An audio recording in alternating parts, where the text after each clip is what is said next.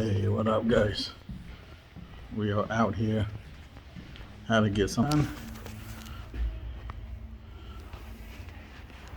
This old mill building, as you can tell, it's extremely old.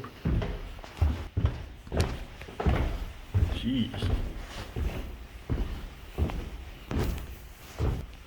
So even during the snowstorm, we are still providing service.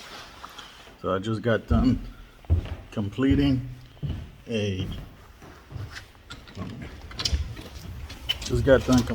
bill of sale. About to go to my next appointment. I just received a text message from the client. She received her documents from her attorney.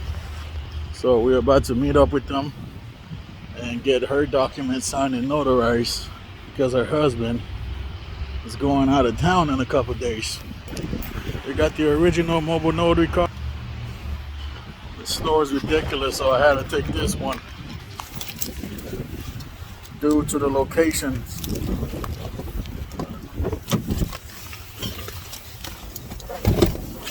Due to the location that I'm serving today. So we're about to get back on the road. Be safe, y'all. This call is ridiculous.